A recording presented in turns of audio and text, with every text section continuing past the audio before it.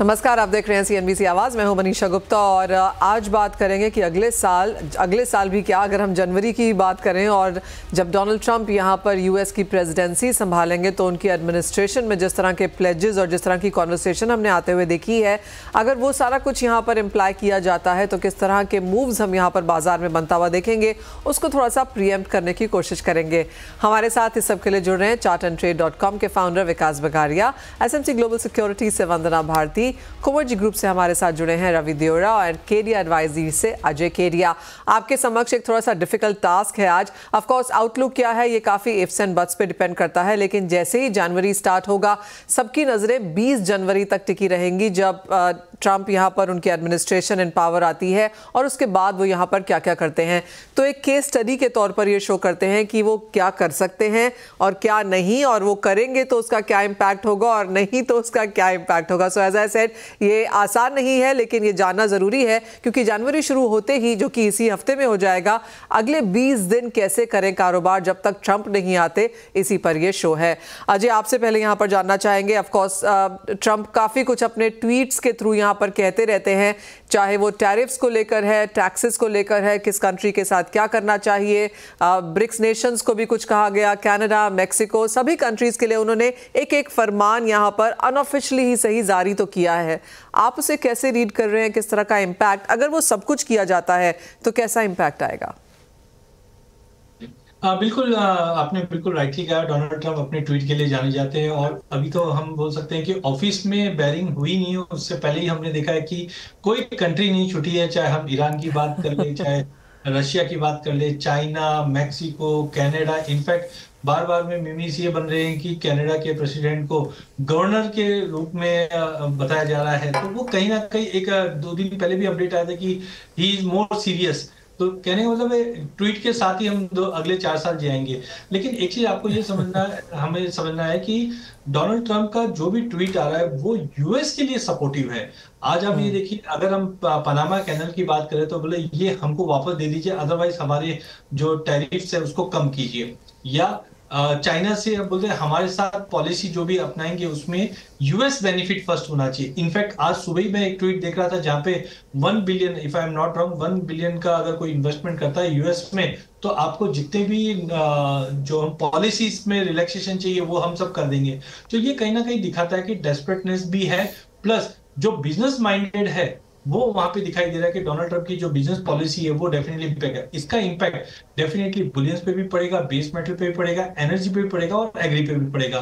तो अगर मैं सबसे पहले बुलियंस की बात करता हूं तो बुलियन जनरली अनसर्टेनिटी को रिप्रेजेंट करता है। तो डोनाल्ड ट्रंप के ट्वीट, या तो आप लड़िए या हमें बेनिफिट दीजिए, तो ये पॉलिसी कहीं ना कहीं कुछ ना कुछ एक जियोपॉलिटिकल ट्रिगर्स कंटिन्यू रखेगी अगले 4 साल, जिसकी वजह से सोने में मुझे लगता है कि तेजी कंटिन्यू जारी रहेगी। इसके अलावा भी ठीक है, डॉलर इंडेक्स थोड़ा बहुत पॉजिटिव रहेगा, लेकिन अभी भी डी डॉलराइजेशन को लेकर या सेंट्रल बैंक जियोपॉलिटिकल टेंशन ये भी साथ साथ में रहेगा। तो आई थिंक सबसे बड़ा बेनिफिशियल मुझे लगता है कि बुलियन रहेगा। लोगों का मानना है कि इन्फ्लेशन बढ़ेगा, लेकिन इन्फ्लेशन बढ़ता है तो कहीं ना कहीं सोनी को भी इसका बेनिफिट मिलेगा। अब तक हमने देखा पिछले 2-3 सालों में जिस ढंग से सेंट्रल बैंक की पॉलिसी या रेट्स के अंदर स्टेबिलिटी थी, इसकी वजह उसके बावजूद सोने में तेजी देखी, लेकिन 2024 में पहली बार हमने रेट कट देखा यूएस की तरफ से, उसका भी बेनिफिट मिला है। तो आगे जाके अगले 2-3 साल मुझे लगता है कि रेट काफी इंपॉर्टेंट रहने वाली। हाइक तो नहीं दिखाई दे रहा है, स्टेबिलिटी या पॉज दिखाई दे रहा है, बट वो भी सोने को सपोर्ट करेगा। तो डोनाल्ड ट्रंप के इनाम में मुझे लगता है बुलियंस सपोर्टिव रहनी चाहिए। I don't even know Ajay, आप डी डॉलराइजेशन बोल पाएंगे कि नहीं 20 जनवरी के बाद, क्योंकि ट्रंप तो वो अलाउ भी नहीं करेंगे। लेकिन जिस तरह से हमने मूव्स आते हुए देखे हैं, अजय एक फॉलोअप क्वेश्चन आपसे है, क्योंकि काफ़ी सारी कंट्रीज़ ने डी डॉलराइजेशन का वर्ड यूज़ किए बिना ही बिटकॉइन को एज अ करेंसी रिजर्व यहाँ पर शामिल किया है, जो कि ट्रंप ने भी किया है। तो चाहे रशियन प्रेसिडेंट है या फिर काफ़ी सारी south African, south American countries ने यहाँ पर अब इसके ऊपर इंपॉर्टेंस देनी शुरू करी है। कैसे देखते हैं आप उसे, क्योंकि गोल्ड एक तरफ है एंड देन क्रिप्टो करेंसीज, आपको लगता है वहां पर कुछ इंपॉर्टेंस मिलेगी? देखिए, मेरे को ज्यादा क्रिप्टो की अगर बात करें तो इतना डिटेलिंग नहीं की, बिकॉज मुझे ये कहीं पे भी फिक्स नहीं हो रहा कि कोई सेंट्रल बैंक्स कैसे क्रिप्टो को आगे लेंगे। तो जब भी हम करेंसी की बात करते हैं उसमें स्टेबिलिटी की बात करें, और जिस ढंग से पिछले 4-5 सालों में या पिछले 10 साल में हमने बिटकॉइन को देखा है कि 18,000 से 8,000 आ जाता है, फिर वापस 60,000 से 20,000 आ जाता है, और अब 1 लाख के ऊपर चले गया, फिर नीचे आ रहा है।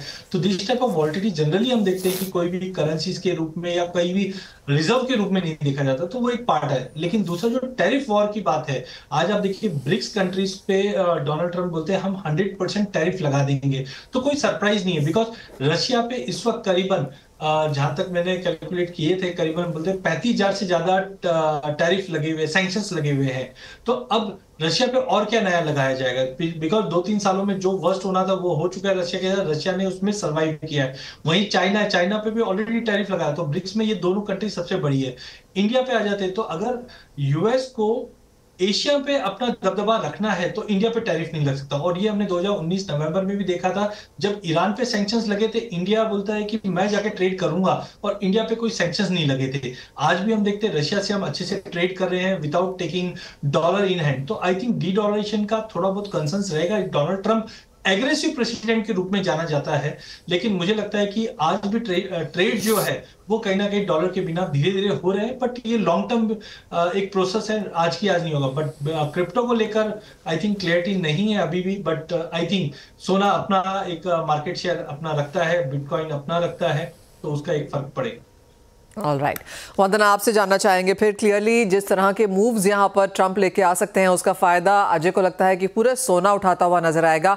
आप कैसे देखती हैं ओवरऑल इम्पैक्ट यहाँ पर, बिकॉज हमने चाइना की तरफ से ऑलरेडी कुछ काम यहाँ पर होता हुआ देखा है in anticipation of that. Manisha, यहाँ पे अजय जी ने बहुत अच्छे से समझाया है, और इम्पैक्ट तो यहाँ पे आना है और थोड़ा इम्पैक्ट आ भी चुका है।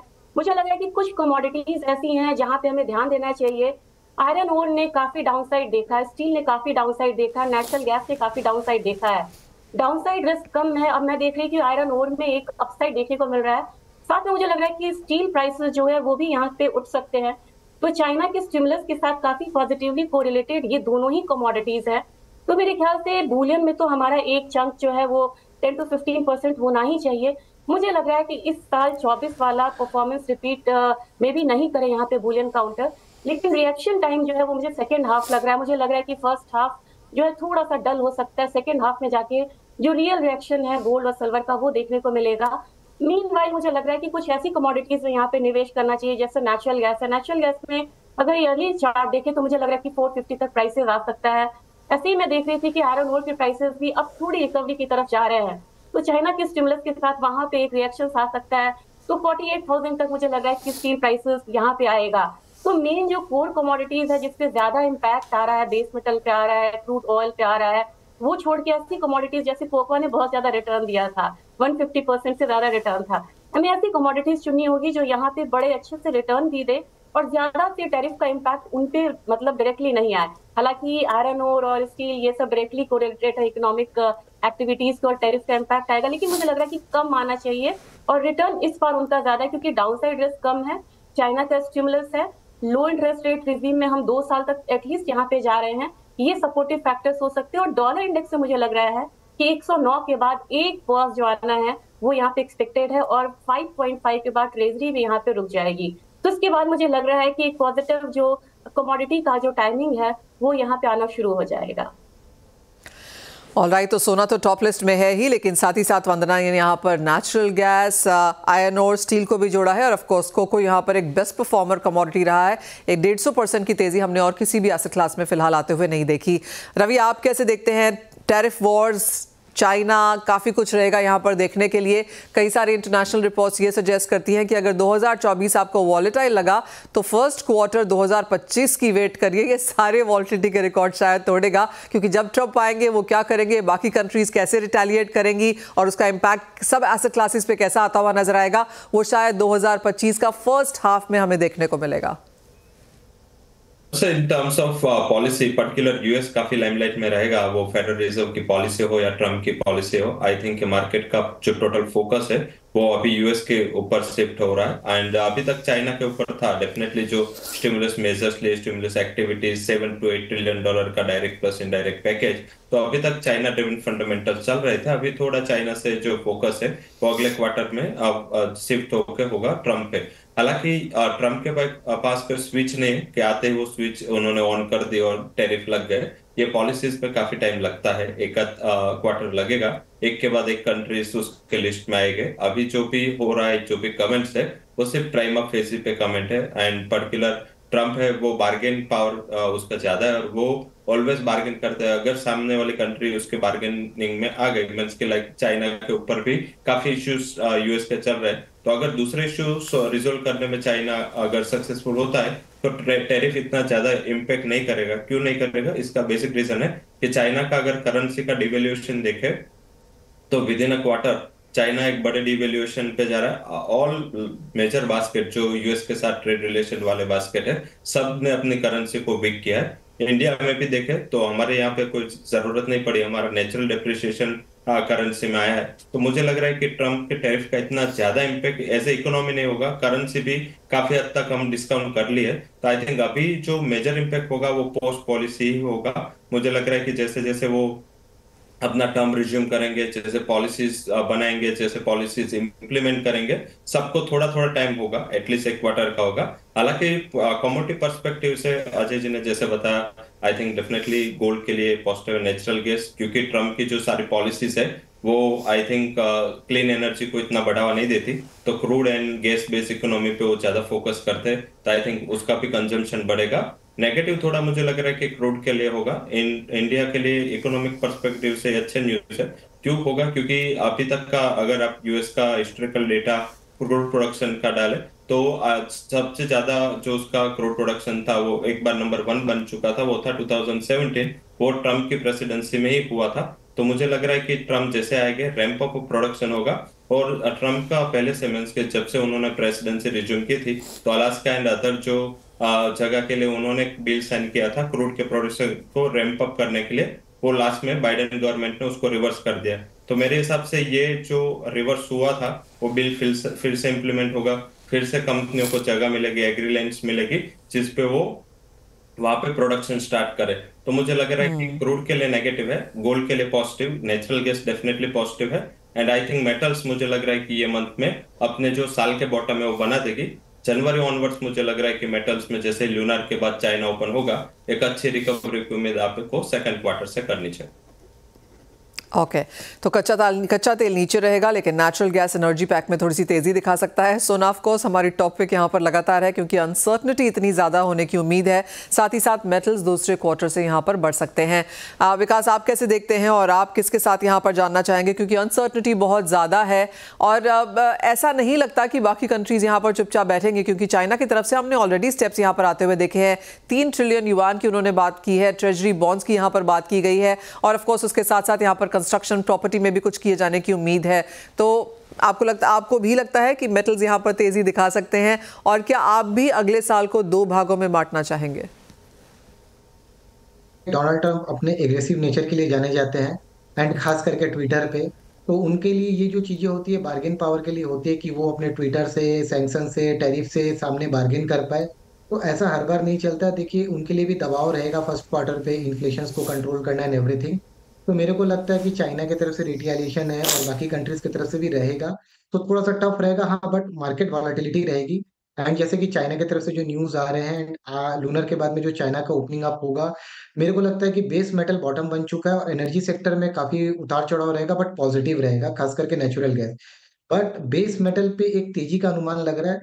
ये देख के लग रहा है कि बेस मेटल और रियलिटी सेक्टर जो होगा वो आने वाले पार्ट में आउट परफॉर्म करता हुआ नजर आएगा। And first quarter gold and silver के लिए वॉलेटाइल के साथ थोड़ा सा बेरी संकेत रहेगा। बट लगता है कि फर्स्ट क्वार्टर के बाद में जैसे जैसे पॉलिसीज ट्रम्प साहब की तरफ से क्लियर होंगे, उनके स्टेटमेंट्स क्लियर होंगे, एंड जैसे जैसे ये चीजें एक धरातल पे होते चली जाएगी, उसके बाद सेकंड हाफ से कमोडिटी में भी थोड़ा सा सर्ज देखने मिलेगा। बट मेरे को ये नहीं लगता कि 2024 रिपीट होगा परसेंटेज वाइज या परफॉर्मेंस वाइज, बट कहीं ना कहीं एक रेंज पे रहेगा गोल्ड। 10,000 पॉइंट के रेंज पे 70,000 से 80,000 के बीच में गोल्ड रहना चाहिए, और चांदी भी कहीं 78,000 से लेके 1,10,000 के रेंज पे चांदी में रहना चाहिए। जी मैम। यानी कि बड़े वॉलेटाइल मूव्स यहाँ पर देखने को मिल सकते हैं। फर्स्ट हाफ में अनसर्टनिटी है तो सोना चांदी बेहतर कर सकते हैं, सेकंड हाफ में ऑफ कोर्स हम यहाँ पर बाकी कमोडिटीज को भी बेहतर करता हुआ देखेंगे एज एंड व्हेन पॉलिसीज यहाँ पर सेटल होती हैं। वेल, अभी तो हमने ये बात की कि अगर ट्रंप वो सारे ट्रेड पॉलिसीज और टैरिफ्स की बात कर रहे हैं वो लेकर आते हैं तो ये सब होगा, लेकिन जैसे अभी विकास ने कहा कि हो सकता है ये बार्गेनिंग पावर और शायद ये सब कुछ ना भी किया जाए। अगर ये नहीं किया जाता तो बाजार क्या फैक्टर इन कर चुका है और फिर कैसे रिएक्ट करेगा, ये डिस्कस करेंगे इस ब्रेक के बाद।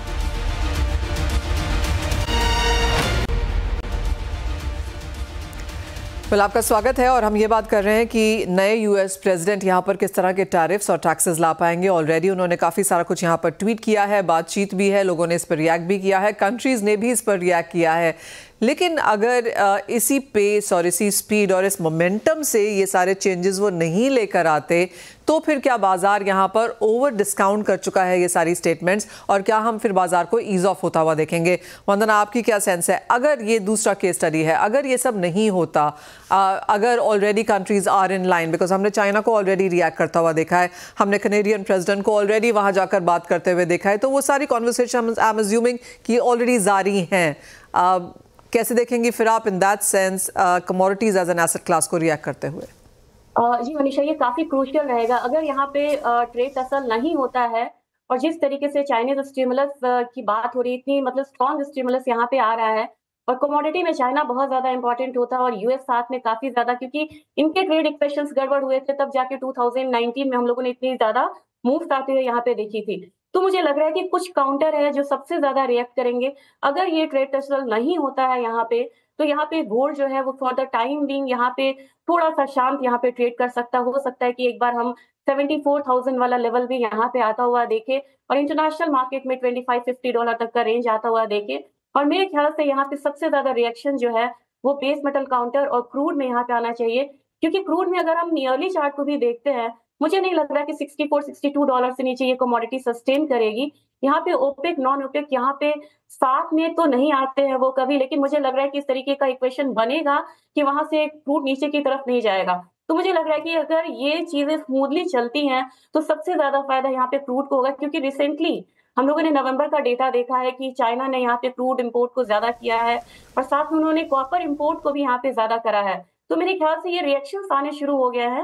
पहला ग्रीन शूट हमें मिला है नवंबर में, जब रियलिटी इंडेक्स में थोड़ी सी इंप्रूवमेंट देखने को मिली थी यहाँ पे चाइना में, लेकिन एक स्टडी बताता है कि 2 साल लगेगा इस पूरे मेहम से निकलने में। तो मेरे ख्याल से रिएक्शन सबसे पहले बेस मेटल में आना चाहिए, एनर्जी काउंटर में आना चाहिए। नेचुरल गैस को हमेशा ध्यान में रखना होगा क्योंकि ट्रम्प की पॉलिसीज पे उससे सबसे कम इम्पैक्ट आता है और मेरे ख्याल से ये पोर्टफोलियो में हमेशा होना चाहिए। $4.5 को यहाँ पे एक ध्यान में रख के चलना होगा। और क्रूड में मुझे लगता है कि we can see $75-76 kind of range in the month of January, अगर ये ऐसा होता रहा तो। ऑलराइट, यानी कि अच्छे खासे वॉलेटाइल मूव्स यहाँ पर लगातार बनते हुए नजर आएंगे। अजय, आप कैसे देखते हैं, इन केस जिस तरह से बाजार को डर लग रहा है उस तरह की हमने स्ट्रॉन्ग एग्रेसिवनेस आते हुए नहीं देखी, तो फिर कैसे देखेंगे आप कमोडिटीज? देखिए, आई थिंक जैसे मैंने अभी बताया ब्रिक्स के ऊपर 100% टैरिफ लगाना है, तो ब्रिक्स ऑलरेडी इस चीज को इंसुलेट करके रखी हुई है, जैसे हमने डिस्कस किया। सिमिलरली हम बाकी कंट्रीज भी, चाइना है, चाइना डिवैल्यूएशन बोल लीजिए या रेट कट्स बोल लीजिए, ऑलरेडी लेके चल रहा है। बट फिर भी दो चार ऐसे सेक्टर्स है या कमोडिटीज जिन पे नजर रखिए। सबसे पहले हम देखें सेल की जो ड्रिलिंग इन्वेस्टमेंट्स है, डोनाल्ड ट्रम्प ने कॉर्पोरेट टैक्स कट के लिए बोला, तो बाहर का छोड़कर अगर डोमेस्टिक की बात करें तो ये चीज तो क्लियर है, यूएस में जो सेल प्रोडक्शन है वो कहीं ना कहीं स्टेबल होंगे और पॉजिटिव होंगे। इसका इम्पैक्ट देखिए, हम अभी नॉन एग्री पे, बट एग्री के अंदर गवार जरूर याद आ जाती है, बिकॉज कहीं ना कहीं सेल ड्रिलिंग इन्वेस्टमेंट्स अगर बढ़ते हैं तो उधर एक बेनिफिट मिलेगा। हाँ, जैसे वंदना जी ने भी कहा है कि कच्चा तेल का आउटलुक एज ऑफ नाउ तो वीक दिखाई दे रहा है, बिकॉज ऑलरेडी हम देख रहे हैं ओपेक प्लस अपने प्रोडक्शन बढ़ानी चालू कर देंगे, यूएस प्रोडक्शन बढ़ा रहा है, slow down as of now दिख रहा है। बट मैं भी मानता हूं कि अगर ब्रेंट की बात करें तो 62-64 के नीचे सस्टेन नहीं करेगी। इसके अलावा मुझे इंपॉर्टेंट जो दिखाई दे रहा है steel production recovery. Donald Trump अपने रियल स्टेट के इन्वेस्टमेंट के लिए जाने जाते हैं और हम देख रहे हैं चाहे इंडिया हो चाहे चाइना हो, सभी कोशिश कर रहे हैं कि रियल स्टेट की साइकिल कंटिन्यू चले, इंफ्रास्ट्रक्चर में स्पेंडिंग कंटिन्यू चले। ये कहीं ना कहीं बेस मेटल पे खास करके हम स्टील, आयरन और इनके प्राइसेस को अपलिफ्ट करता हुआ दिखाई देगा। इसके अलावा एग्री कमोडिटी पे नजर रखिए, बिकॉज वेदर का इंपैक्ट तो रहेगा ही रहेगा, बट डोनाल्ड ट्रंप की पॉलिसी की वजह से डॉलर में जो तेजी बनी हुई रहेगी, तो जनरली हम देखते हैं कमोडिटी पे थोड़ा प्रेशर बना हुआ रहता है। तो एग्री के अंदर ऑलरेडी हमने एक अच्छी खासी रैली कोको में देखी है, वहां पे कुछ स्टेबिलिटी मिलेगी, लेकिन जियोपॉलिटिकल की वजह से मुझे लगता है जो ट्रांजिट कॉस्ट है वो कहीं ना कहीं हमेशा इंपैक्टेड रहेगा। तो कुल मिला के सोना चांदी अपनी जगह पे ट्रेड पॉजिटिव करेगा। बेस मेटल के अंदर थोड़ा सा डोनाल्ड ट्रंप को लेकर चिंता जरूर बनी हुई, बट ऑलरेडी इंसुलेट हो चुके हैं। कच्चे तेल में हम थोड़ा सा दबाव देखेंगे, बट एग्री कमोडिटी के अंदर मिला जुला ट्रेड रहेगा, बट पॉजिटिव व्यू वेदर की वजह से बनता हुआ दिखाई देगा, टैरिफ की वजह से बनता हुआ दिखाई देगा। All right, fair point that. Ravi, आप कैसे देखते हैं मार्केट्स को? और ऑफ कोर्स ये तो हम ओवरऑल थोड़ा सा लॉन्गर टर्म देख रहे हैं जहां पर बहुत अनसर्टनिटी है, लेकिन अगर किसी को कारोबार करना हो 20 जनवरी तक, तब तक हमें नहीं पता क्या होने वाला है, तो वो क्या करें? केस स्टडी आपने चेंज कर दी। मैंने पूरी बात सोच रखी थी कि अगर नहीं आए तो क्या होगा। यस, डेफिनेटली अभी सिचुएशन एंड सिनेरियो है, तो मुझे लग रहा है कि थोड़ा मार्केट कोशियस है, बट मुझे लग रहा है कि मेटल्स में मार्केट ने काफी हद तक, काफी पेस तक ये जो स्टोरी है वो डिस्काउंट कर ली है। और मीन्स के जैसे ट्रम्प प्रेसिडेंसी रिज्यूम करेंगे, ये पूरा डेट वाइज, शेड्यूल वाइज सबको पता है कि 20 तारीख को आएंगे।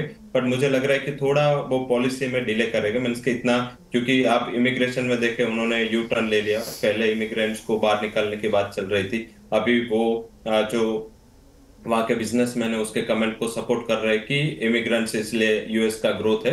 तो डेफिनेटली वो यूएस के लिए जो पॉजिटिव है, जैसे केडिया जी आगे बात कर रहे थे, यूएस के लिए जो भी पॉजिटिव है वो करेंगे, और यूएस के लिए भी पॉजिटिव होगा तो थोड़ा चाइना से डिमांड का शिफ्टिंग यूएस होगा, ऐसा नहीं कि डिमांड बंद हो जाएगी। तो मुझे लग रहा है कि मेटल्स में aluminium and zinc, real estate की वजह से मैं जिंक को प्रेफर कर रहा हूँ। And all over tariff war जो है अगर इंटेंसिफाई होता है तो एल्यूमिनियम एक नेगेटिव कमोडिटी थी, अगर नहीं हुआ तो ये कमोडिटी अच्छी परफॉर्म कर सकती है। और अगर ये डिले भी हुआ, थोड़ा 1-2 महीना डिले भी हुआ, तो भी मुझे लग रहा है कि ये दो कमोडिटी है जो आगे आउट परफॉर्म कर सकती है। और 20 तारीख तक की भी ट्रेड लेना है मेरे हिसाब से। ये जैसे ही मार्केट ओपन होगा, जैसे ही मींस के FIIs, FDIs and foreign investment flow resume होगा, उसके इमीडिएट बाद आपको गोल्ड एंड ये एल्यूमिनियम, इसमें एक अच्छा ट्रेड पॉजिटिव साइड आता हुआ दिख सकता है। तो दोनों को एटलीस्ट 20 तारीख तक बाय करके चल सकते हैं। गोल्ड में अपर साइड मुझे लग रहा है 77,800 एंड एल्यूमिनियम में 258 तक के लेवल आपको देखने को मिल सकते हैं। ऑलराइट, विकास, आप क्या चूज करेंगे 20 जनवरी तक? और अगर किसी को पोजिशनल ट्रेड लेना चाहिए थोड़ा उसके लिए लंबे के हिसाब से, तो उनके लिए क्या राय है? ये 20 जनवरी की अगर बात करूँ तो फिर मेरे लिए बेस मेटल्स में मेरे को लगता है कि एल्यूमिनियम की तरफ जाना चाहिए। एल्यूमिनियम मेरे को यहाँ पे लगता है कि एल्यूमिनियम और जिंक में एक तेजी मिल सकती है 5 से 10% के लिए। तो थोड़ा सा भी कोई यहाँ से करंट लेवल से थोड़ा सा भी डीप अगर एल्यूमिनियम और इसमें करंट प्राइस से 2-4 रुपए का डीप आता है, तो यहाँ पे पोजीशन बनाए एल्यूमिनियम और जिंक में 5 से 10% का एक उछाल 20 जनवरी तक देखने मिलेगा।